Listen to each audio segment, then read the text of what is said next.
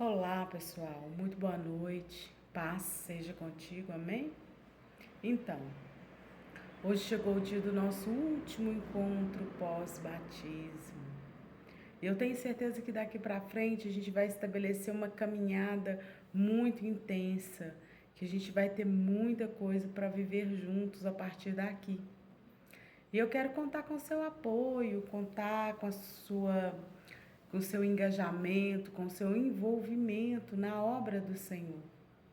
E que tudo aquilo que ainda for dúvida, for questionamento, não deixe de me procurar. Eu estou à sua disposição, em tempo integral, a qualquer momento que você precisar esclarecer alguma dúvida, me chame, vamos conversar e vamos alinhar as coisas, ok? Senti falta, né? Essa semana, principalmente no culto de ceia, de um dos irmãos que batizou, que não se fez presente. Mas eu creio que o Senhor nosso Deus, Ele sabe todas as coisas e que no tempo certo, né? Deus vai estar dando essa sensibilidade e esse entendimento da importância do participar da ceia do Senhor. Amém? Hoje nós vamos falar um pouco sobre ocultismo. Ocultismo é algo que está inserido na cultura do brasileiro. Fala sobre práticas de cultos orientais, de cultos que vêm com pseudo-religiões, né, que se dizem servir a Deus. Existem também cultos que são diretamente satânicos. E nós precisamos ter um entendimento da gravidade do perigo de se envolver com o ocultismo. Nessa lição, nós vamos encontrar uma visão panorâmica das práticas mais comuns do ocultismo. Algumas formas comuns do ocultismo é sorte e superstições. Às vezes a pessoa ela vem de um meio, ela convive num meio aonde existe superstição. Pastor, o que é superstição? Eu não posso passar embaixo de uma escada porque dá azar. Eu não posso cruzar com um gato preto na sexta-feira porque dá azar. Isso chama superstição. Nós somos servos de Deus e nós não acreditamos em superstição. Isso é coisa do ocultismo. E nós podemos, assim, alistar uma série de coisas. Eu vou colocar uma plantinha de arruda para afugentar espíritos malignos. A planta de arruda não vai afugentar espírito maligno. Quando você tira o galinho de arruda e coloca na orelha, ele murcha, não é porque você está sob efeito de mal olhado. Ela murcha porque ela foi tirada, arrancada do caule, que era o que gerava vitamina para ela. Se eu quebrar um espelho, são 7 anos de azar. Isso também é superstição. Isso não existe. Derramar sal na mesa é presságio de azar. Por favor, meu irmão, você é servo de Deus e você não tem sorte. Você tem a graça de Deus sobre a sua vida. Adivinhação é outro caso gravíssimo quando a gente fala de ocultismo. Adivinhação é quando você procura uma cartomante e ela vai te falar sobre coisas que provavelmente iriam acontecer no seu futuro. Outra coisa que a gente não deve fazer enquanto servos de Deus é acreditar em horóscopo. Isso também é uma prática de ocultismo.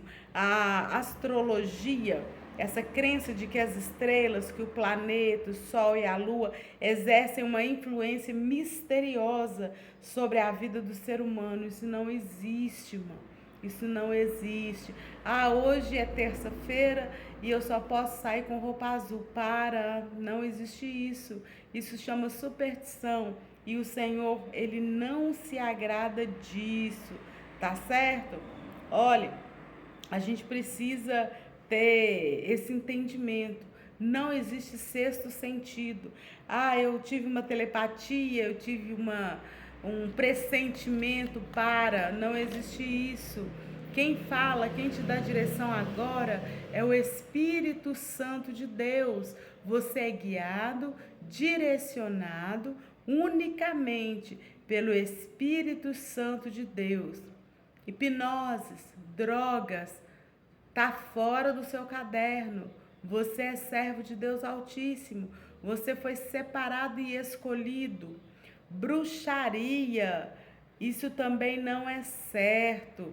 Nós não podemos nos envolver com magia branca, magia negra, bruxaria, feitiçaria, misericórdia. Eu repreendo isso na sua vida hoje, em nome de Jesus. São práticas que verdadeiramente o Senhor não agrada. Amém? Vamos falar um pouco sobre espiritualidade. A famosa palavra que antes a gente conhecia por espiritismo. Hoje a gente fala, a maneira correta de falar é espiritualidade. É uma crença em que os espíritos dos mortos, eles voltam para influenciar de alguma forma na vida da pessoa. Eu quero compartilhar algo muito importante com você que está assistindo esse curso de pós-batismo nesse momento. A palavra de Deus, ela nos assegura que não há comunicação entre mortos e vivos, entre céu e inferno. Quem vai para o céu não vai passar no inferno para ver como é que está lá. Quem está no inferno não tem como vir ao céu para ver como é que está de cá, tá certo? A pessoa que morreu, pastor, a pessoa morreu, eu vou receber um recado, eu vou sonhar com ela, ela vai me contar. Não, para. Quando você sonha com uma pessoa que já morreu, seja seu pai, sua mãe, seus avós, é tão somente uma expressão do seu subconsciente relacionada à saudade. Aquela pessoa que faleceu, ela não tem condições nenhuma de vir trazer recados para você. A palavra de Deus, ela vai me dizer que havia uma pessoa muito rica e havia um outro muito pobre que se chamava Lázaro e que ele ficava sentado à porta da casa daquele rico. E aquele rico passava, jogava um pedaço de pão e tal, e ajudava ele da forma com que ele achava conveniente. Um dia, esse pobre Lázaro morreu e ele foi para o céu. Mas o rico também morreu. Porém, o rico não conhecia Jesus e o rico foi para o inferno. Está na Bíblia. Não estou te contando anedota, é Bíblia. E que quando o rico estava lá no inferno, que ele pedia para que aquele homem que foi pobre, o Lázaro, tocasse pelo menos um dedo na saliva ou na ferida que ele tivera antes, para aliviar o calor que ele estava sentindo no inferno. Então a palavra deixa claro para nós: não tem como comunicar mortos e vivos, nem céu e inferno.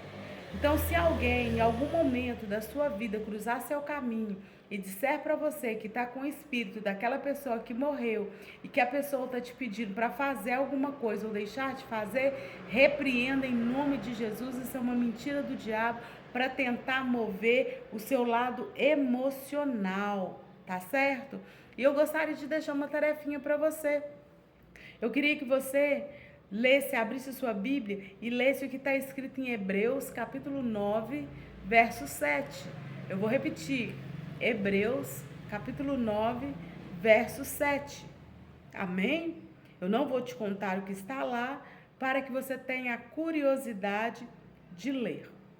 As pessoas que não vivem debaixo do senhorio de Cristo, muitas das vezes se sente só, agoniada, em um mundo de sensações estranhas e difíceis de explicar. Olha, existe um vazio na nossa alma que só a presença de Deus pode preencher. Nada mais nessa vida pode cobrir esse espaço que existe dentro da nossa alma. A nossa alma, ela tem sede de Deus, o nosso espírito, ele tem sede de Deus. E não são lugares que vão satisfazer, não são pessoas que vão mudar essa situação, não é a situação financeira que vai mudar tudo isso. E às vezes, As consequências dessa situação toda, ela se transforma em depressão, ela se transforma em dores físicas, dá dor de cabeça, dá um monte de desconforto, são dificuldades de controlar os pensamentos, são tendências à solidão, tendências ao suicídio. Tudo isso é consequência desse vazio que existe no nosso ser quando nós estamos vivendo sem a presença de Deus. Por isso, você que está aqui participando desse curso de pós-batismo, não deixe de alimentar seu espírito, não deixe de falar com Deus, não deixe de viver uma vida de intimidade com Deus, para que você não venha sofrer dessas consequências a quais eu acabei de falar nesse momento. Amém? Eu quero compartilhar também com você nesta noite por que a Bíblia nos proíbe toda relação com o ocultismo. É porque Ele é Senhor, porque Deus, Ele é soberano e todas as coisas e o futuro estão nas mãos dEle. Olha, Deus não tem compromisso com seu passado, ok? O que está nas nossas mãos, o que está aos nossos comandos, ao nosso controle, é o nosso presente. Porque o nosso futuro, ele pertence a Deus. Então, nós não podemos nos basear nas práticas de ocultismo para definir o que vai acontecer no nosso futuro. Ok? Porque Ele, o Senhor, Ele tem ordenado que conquistemos toda mudança por meio da oração.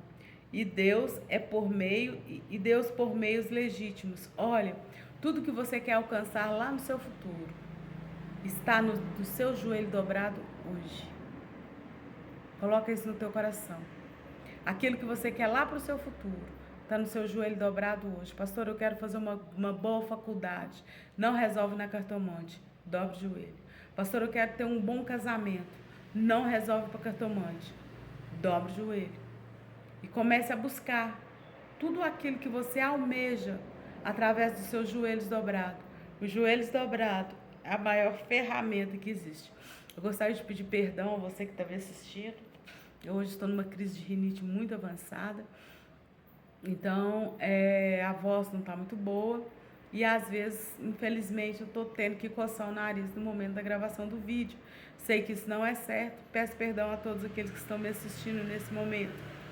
Todas essas práticas ocultas, elas são diabólicas. E mesmo que alguma delas pareçam inofensivas, por trás delas estará escondido o mesmo Satanás que trabalha para matar, roubar e destruir. Deus chama tudo isso de abominação. Isso é detestável aos olhos do Senhor.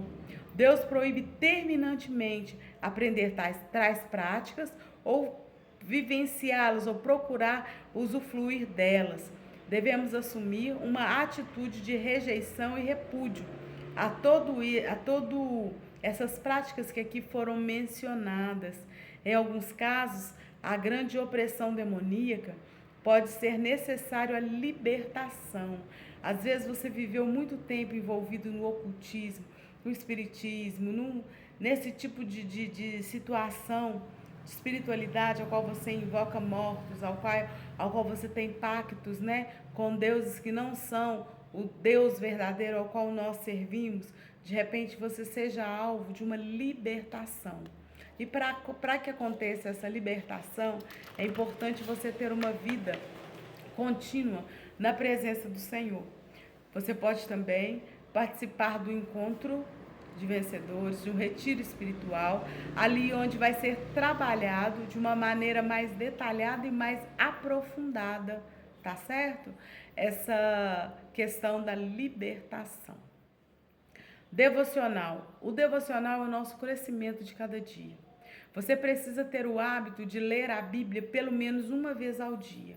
E não é só ler, você precisa ler e escrever aquilo que você entendeu. Pastora, li, não entendi nada. Manda para mim o texto que você leu, que eu vou te explicar o contexto histórico, vou te contar o que que estava acontecendo ali naquele momento para te ajudar a contextualizar. Pastora, o que é contextualizar? Me orienta, me dá uma direção. Ok, eu vou tentar te dar uma direção nesse momento. Veja bem, a palavra do Senhor, ela vai dizer lá em 1 Samuel, que havia uma mulher que tinha um desejo muito grande de ser mãe, mas que Deus havia cerrado a madre dela. E que todo ano eles tinham que subir ao templo para poder sacrificar a Deus. E ela também, dentro da casa dela, ela tinha uma pessoa que a afrontava todos os dias. Até que um dia, quando ela sobe para participar desse momento de sacrifício no altar do Senhor, no templo, na casa de Deus, ela resolve participar, ela resolve se entregar de coração aberto, ela resolve se entregar aos cuidados do Senhor. E quando ela se entrega, ela dobra os joelhos e vai orar a Deus. E quando ela orava, mesmo assim, ela ainda foi mal interpretada pelo sacerdote. E quando ela foi mal interpretada pelo sacerdote, ela não espraguejou ele. Ela simplesmente explicou a realidade que ela estava vivendo e naquela hora o sacerdote profetizou, proferiu uma palavra de bênção sobre a vida dela. E aquilo que ela estava buscando no joelho, Deus respondeu à oração dela. E quando ela voltou no altar para sacrificar novamente, ela já voltou com um milagre nas mãos. O que é contextualizar? Contextualizar é mostrar para você que dentro de um texto desse, a palavra do Senhor está dizendo assim, que tem portas na nossa vida que talvez estão fechadas. E que foi o Senhor propriamente que fechou. E que porta que Deus fecha, ninguém abre. E porta que Deus abre, ninguém fecha. E se foi Deus que fechou, somente Ele poderá abrir. E esse texto que eu citei aqui para você neste momento, para te mostrar o que significa contextualizar, o texto vai dizer que toda palavra de vitória, ela sai da boca do sacerdote, ela sai da boca do profeta, ela sai da boca daquela pessoa que é a autoridade espiritual sobre a sua vida. Portanto, você que está assistindo esse curso pós-batismo, comece a carregar no teu coração a importância da oração, a importância de deixar o seu futuro, os seus sonhos aos cuidados do Senhor. Mas também não se esqueça, honre sua pastora, honre o seu pastor, porque toda palavra de vitória para a sua vida, ela sairá da boca do seu pastor, da sua pastora. E o Senhor nosso Deus, Ele trabalha com princípios. Isso é um princípio da palavra de Deus. E Deus não quebra princípio. Quer ser vitorioso? Siga por esse caminho, que Deus vai te honrar. Em nome de Jesus. Amém? Eu quero falar também um pouco com você sobre a questão de libertação. O povo que Deus libertou. Você hoje está vivendo numa condição diferente. Você deixou de ser criatura para ser filho. Você passou, na verdade, a se tornar um herdeiro. Então hoje você é parte do corpo de Cristo. Deixa eu te dar um exemplo. Você tem uma mão aí com 5 dedos, certo? Se cortar um dedo seu e tirar ele da mão, ele vai apodrecer. Ele não consegue ter vida própria. Assim sou eu e você. Nós só conseguimos ter vida a partir do momento que a gente esteja inserido no corpo, que é Cristo, que é a igreja. Cristo, ele é o cabeça da igreja. Pastora, eu aprendi que a igreja não são as 4 paredes. A igreja sou eu. Sim, você é templo do Espírito Santo. Mas você precisa estar inserido neste corpo para que haja vida na sua vida. Porque se você ficar escondido na tua casa, se você deixar de participar do culto de ceia, deixar de estar nos cultos oficiais da igreja, que é todo domingo, toda terça-feira, toda sexta-feira, a sua fé vai esfriar. E quando a fé de uma pessoa esfria, ela volta lá atrás, aonde ela estava, no caminho do pecado, na bebedeira, no vício, nas palavras torpes, nas amizades, na mesa dos escarnecedores, e ela volta a se distanciar de Deus. E se você se distancia de Deus, você perde a sua salvação. E não é esse o propósito de Deus. Jesus morreu na cruz não foi para que você perdesse a sua salvação. Foi para que você fosse salvo de toda condenação. Portanto, não se distancie da casa do Senhor. Siga em frente, siga firme. Saiba que muitas coisas vão se levantar para tentar tirar a sua atenção, mas não permita que nada coloque verdadeiramente o Senhor acima de qualquer coisa na sua vida. Que em primeiro lugar na sua vida venha Deus. E as outras coisas certamente vos serão acrescentadas. Amém? Eu quero falar sobre as ordenanças da igreja. A igreja, ela tem duas ordenanças, o batismo e a ceia. O batismo, você já participou. Você já sepultou a velha criatura e renasceu como filho de Deus. Agora a ceia é a renovação da aliança do sangue de Cristo. É algo que precisa ser praticado todos os meses. É a ceia que te fortalece. É a ceia que fortalece o seu espírito. Olha, tenha bastante consciência que quando você participa da ceia do Senhor, você está fazendo algo em memória dele até que ele venha. Então é importante você estar preparado para a volta do Senhor. Mas enquanto o Senhor não volta, é importante você participar da ceia do Senhor. É importante você comer do pão e beber do suco, tendo a consciência que o pão não vai virar carne nem o suco vai virar sangue. Mas que aquele momento ali é um momento solene, é um momento ao qual a gente consagra aquele pão e aquele suco ao Senhor para cumprir uma ordenança vinda da parte de Deus. Posso participar da ceia de qualquer jeito? Não, não pode. Antes de participar da ceia, converse com o Senhor, apresente para Ele os seus pecados. A palavra do Senhor, ela diz que aquele que julga a si mesmo, ele não será julgado. Então, quem pode definir o que é pecado e o que não é na sua vida é você mesmo. O pastor não pode apontar seus erros. A esposa, o marido, o pai, a mãe não tem esse poder de te mover a apontar os seus erros. Você precisa ter essa sensibilidade de reconhecer que somos pecadores e que carecemos em todo instante do perdão de nosso Deus. Amém? Tem alguma dúvida, meu querido? Se tiver, não deixe de passar, não deixe de questionar, de perguntar. Nós estamos aqui para te ajudar. Amém? Eu quero dizer para você que o Deus que nós servimos, Ele é um Deus perfeito em amor. Nosso Deus, Ele é um Deus uno e trino. Que é isso, pastora?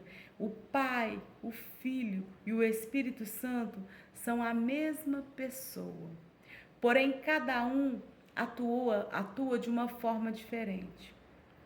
É como se o Pai administrasse, se o Filho gerenciasse e o Espírito Santo fosse o mediador entre nós e o Pai. Só para você ter um certo entendimento. Olha, é muito importante a gente ter conhecimento da palavra de Deus. A palavra do Senhor, ela diz que existe um pecado que é para a morte. Existe um pecado que não tem perdão. E sabe qual é?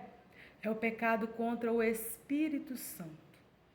Que pecado é esse, pastor? O pecado da rebeldia, o pecado da rebelião. Para esse pecado, não existe perdão. Lúcifer, ele foi um anjo de luz.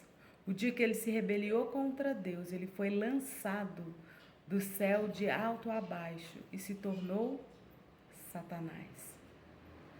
Davi tinha um filho chamado Absalão. Absalão um dia se revoltou contra o pai e morreu assassinado. Houve também Ananias e Safira. Eles venderam uma propriedade e na hora de consagrar os dízimos, eles mentiram para Deus e morreram no altar. O pecado da rebelião, Deus não perdoa. Esse pecado é contra o Espírito Santo de Deus. Então, meu irmão, minha irmã, seja obediente, seja aquela pessoa passiva, com a sua família, com seus pastores, alinhado à igreja. Não deixe de buscar os frutos do Espírito. É muito importante que você carregue consigo a paz, o amor, a alegria, a paciência, a benignidade, a bondade, a mansidão. Tudo isso são os frutos do Espírito. Mas é importante também a gente ter os dons espirituais. Os dons são sabedoria, fé, discernimento, operação de maravilhas, profecia, variedade de línguas e interpretação de línguas. Às vezes você não consegue ainda não foi sinalizado para você o batismo com o dom de falar em línguas. Não é porque você não fala em línguas que você não tem o Espírito Santo. É algo que você pode buscar. Mas se você não fala, você tem outros pontos que evidenciam a presença do Espírito Santo na sua vida. A sabedoria é uma capacidade sobrenatural que ela é dada pelo Espírito Santo para responder e solucionar situações difíceis. O conhecimento é algo que está presente, que faz parte do passado, do presente e do futuro, que foram apresentados e aprendidos, né, pela mente humana. O discernimento é a habilidade de conhecer, de reconhecer o Espírito Santo e reconhecer aquilo que não é do bem, aquilo que vem do mal. A fé é outro dom espiritual, ela é manifesta de uma maneira sobrenatural. A fé, quando a gente exerce a fé, nós vivemos o sobrenatural vindo da parte de Deus. É o próprio Deus falando com a gente. O dom de curar. Quantas pessoas você já viu que vem uma pessoa que ora, que impõe as mãos, um pastor, um conferencista, impõe as mãos sobre elas e elas são curadas? Operações de maravilhas são dons extraordinários que tem uma intervenção especial do Espírito Santo de Deus e acontece de uma maneira assim extremamente fascinante. Eu estive há pouco tempo atrás na igreja quadrangular Templo dos Anjos e o pastor lá, o pastor Jerônimo, ele fez uma ministração que chama a unção de Manassés. E quando ele ora por essa pessoa, com a autoridade de falar sobre a unção de Manassés, a pessoa esquece todo o vício que ela tinha lá atrás. É muito interessante, é uma operação de maravilhas. E são dons que eu e você devemos buscar todos os dias. Devemos falar em línguas, sim, mas só falar em línguas é pouco frente àquilo que o Senhor nos oferece todos os dias. Amém? O Senhor nos oferece oportunidades de crescermos mais e mais todos os dias. Eu quero falar agora um pouquinho sobre dízimos e ofertas. Dízimo, meu irmão, é 10% de tudo que vem à sua mão. A oferta é sua expressão de amor. É muito importante você agora, que é batizado, ter a consciência da importância que tem você dizimar e ofertar. Quem não dizima a Deus, dizima ao diabo. Como assim, pastora? Deixa eu contar algo para você. A pessoa que não é dizimista, geralmente, ela possui contas que são impagáveis. Conta na farmácia. Todo mês tem que passar na farmácia e pagar a farmácia. Conta no açougue. Todo dia tem que passar no açougue e pagar o açougue. E quando ela pega o salário dela, ela tem a sensação que aquele salário que ela ganhou não vai ser suficiente para suprir todas as necessidades que ela tem.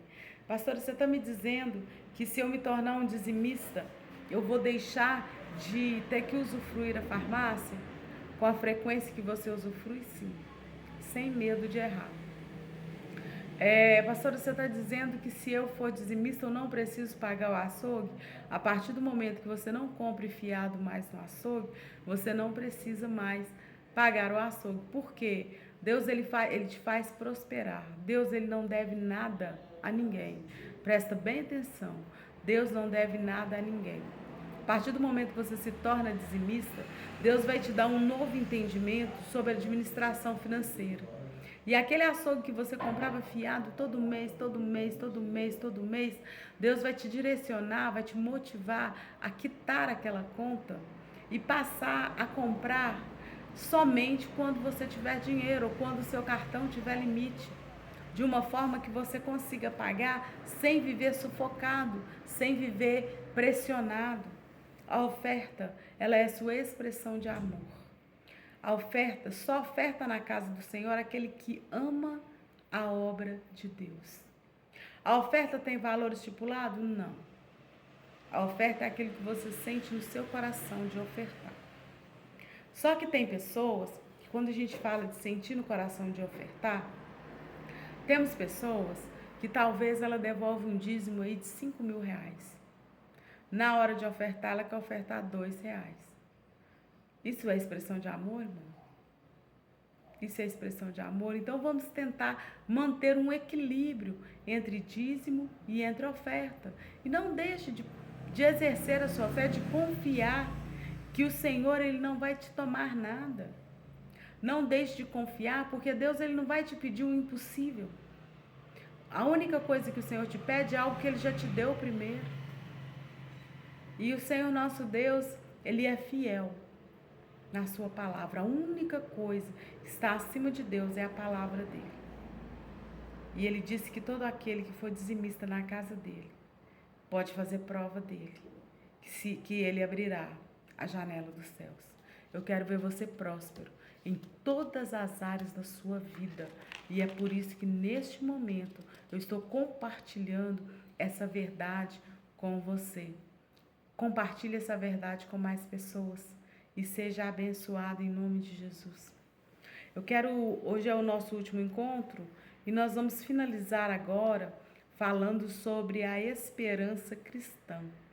A esperança é uma palavra adequada para descrever a realidade de transformação operada por Cristo no coração dos homens.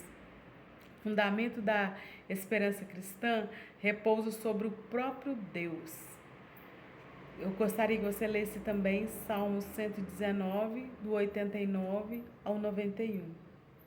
É por essa razão que a esperança cristã ela tem um significado de algo assegurado ou estabelecido. É uma coluna central, a própria pessoa de Cristo, para quem todas as coisas convergissem. Jesus Cristo, ele tornou possível a realização da esperança em nossa vida.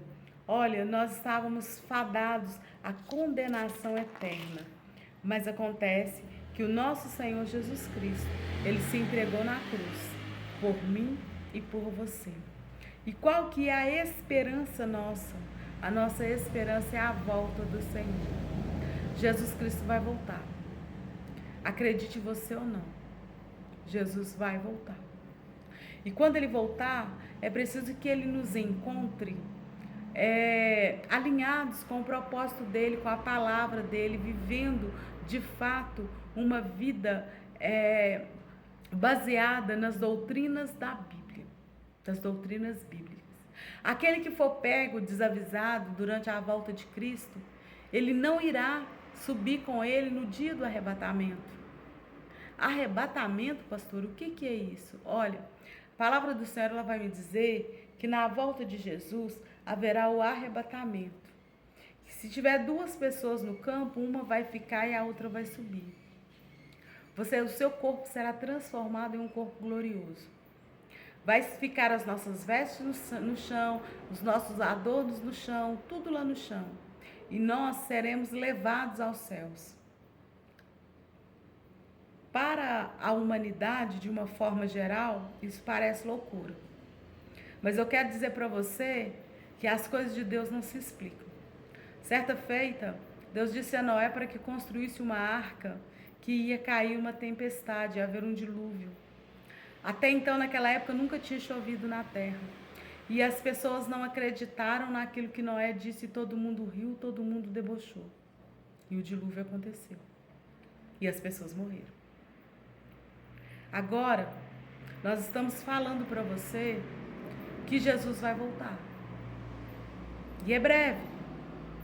Você creu, você foi batizado, você está tendo a oportunidade de ser salvo.